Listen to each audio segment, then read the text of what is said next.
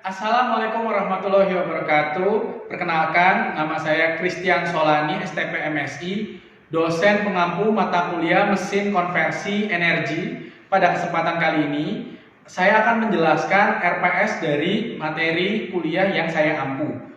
Yuk simak dan ikuti dengan baik. Mesin konversi energi sendiri mempunyai CPL, prodi yang dibebankan pada mata kuliah ini bisa kita lihat bahwa untuk CPL prodi ini terdiri dari S2, P2, P3, dan KK1. Di mana S2 ini berisi mengenai mahasiswa mampu menunjukkan pribadi yang karakter kegozalian.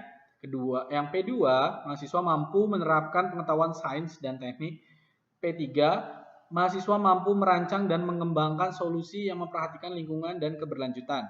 KK1 yaitu menerangkan mahasiswa mampu mengenal peralatan modern. Adapun untuk capaian pembelajaran mata kuliah ini terdiri dari CPMK 1 dan CPMK 2. Untuk CPMK 1 deskripsinya sebagai berikut, yaitu adalah mampu menganalisis konsep dasar energi, motor bakar 2 langkah dan 4 langkah, model turbin uap dan turbin gas, kemudian prestasi kerja dan efisiensi mesin konversi energi. Sedangkan CPMK 2 yaitu terampil membuat analisis sumber energi, klasifikasi energi, dan cara kerja mesin dengan mandiri dan bertanggung jawab. Untuk sub CPMK atau kemampuan akhir tiap pembelajaran, ada beberapa sub CPMK di sini. Ada mulai dari sub CPMK 1, CPMK 2 sampai dengan sub CPMK 8. Untuk sub CPMK 1 yaitu menerangkan mengidentifikasi mengenai energi, klasifikasi energi, bentuk energi, penggunaan energi, dan landasan hukum dasar konversi energi. Sedangkan untuk sub CPMK 2 yaitu mengidentifikasi prinsip-prinsip mesin konversi energi, ruang lingkup dan aplikasi mesin konversi energi dan jenis-jenisnya yang dikonversi pengelompokan mesin-mesin konversi energi. Untuk sub CPMK 3 yaitu menganalisis jenis-jenis bahan bakar seperti minyak, gas, batu bara, dan bagaimana perhitungan nilai energinya. Sub CPMK 4 yaitu menganalisis prinsip kerja pembakaran, cara kerja setiap komponen pembakaran yang optimal. Sub CPMK 5 yaitu membedakan prinsip kerja motor bakar untuk 2 langkah dan motor bakar 4 langkah serta perhitungan kerjanya dan efisiensi siklus motor bakar. Sub CPMK 6 yaitu menganalisis cara kerja sistem pembangkit tenaga uap dan menghitung jumlah kapasitas uap.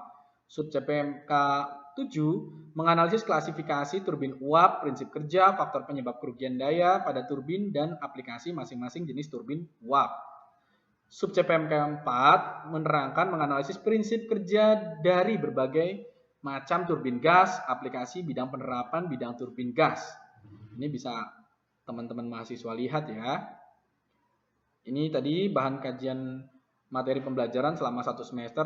Ada konsep dasar energi, dasar konversi energi, bahan bakar, siklus motor bakar, siklus termodinamika mesin pembangkit uap, turbin uap, dan turbin gas. Adapun pustaka utama ada 5 literatur yang digunakan pada mata kuliah ini. Yang pertama ada Sorensen, dia mengenai energy conversion system. Kemudian dari Taylor, dia mengenai the internal combustion engine.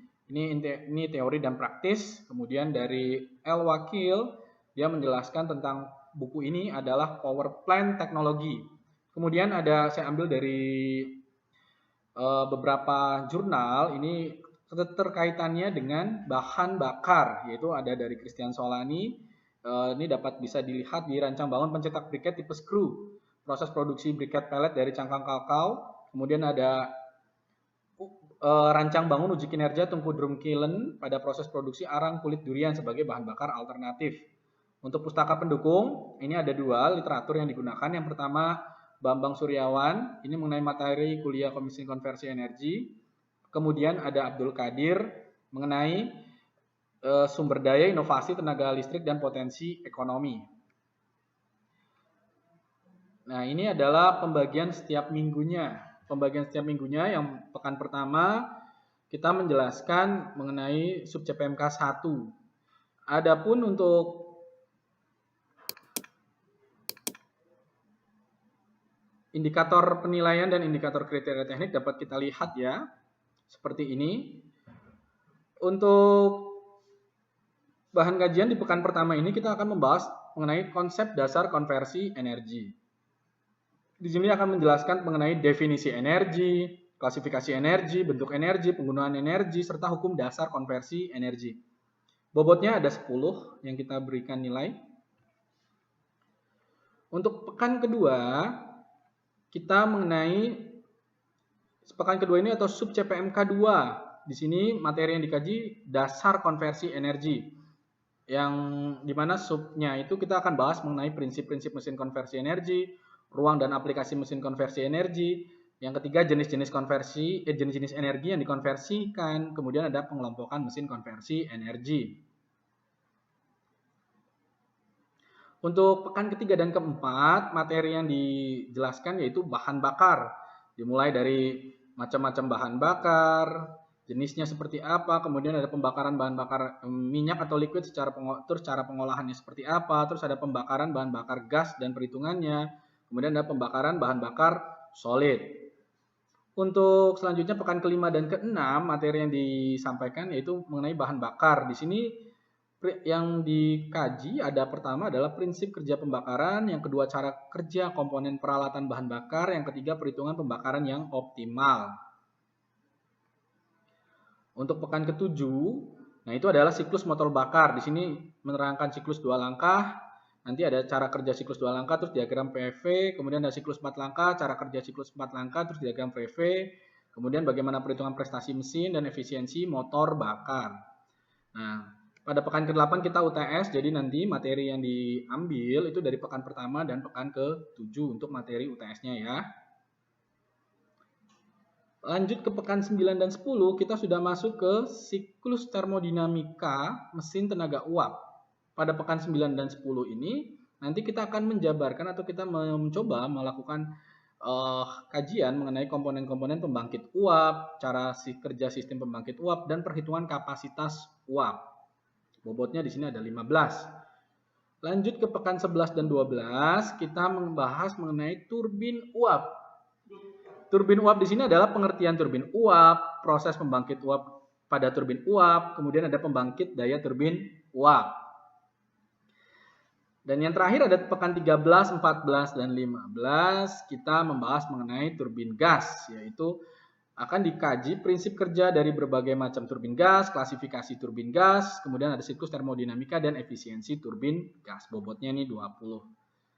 Dan yang pekan ke-16 kita sudah mengikuti UAS. Besar harapan saya kepada seluruh mahasiswa yang mengambil mata kuliah mesin konversi energi dapat mulai mengikuti setiap pekannya materi-materi apa yang akan kita pelajari, dan sudah muncul juga dari materi tersebut berapa bobot dari masing-masing pekan. Nanti ada kuis juga di setiap pekannya. Jadi saya minta terhadap adik-adik mahasiswa semuanya udah mulai jeli, supaya nanti teman-teman adik-adik mahasiswa ini bisa sukses dalam mengikuti mata kuliah mesin konversi energi. Jadi secara akademik nilainya diperoleh juga bagus, terus secara kemampuan soft skill-nya juga bagus. Dan yang paling utama adalah bagaimana setelah melalui mesin konversi energi, setelah mengikuti mata kuliah mesin konversi energi ini, mahasiswa sudah mempunyai keterampilan-keterampilan dan kemampuan khusus maupun kemampuan umum dalam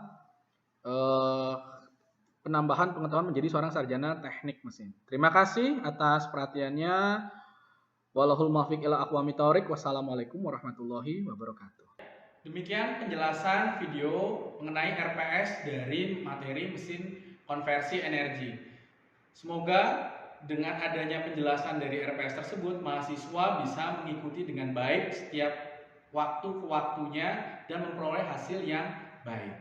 Terima kasih, salam sukses, salam solidarity forever. Wassalamualaikum warahmatullahi wabarakatuh.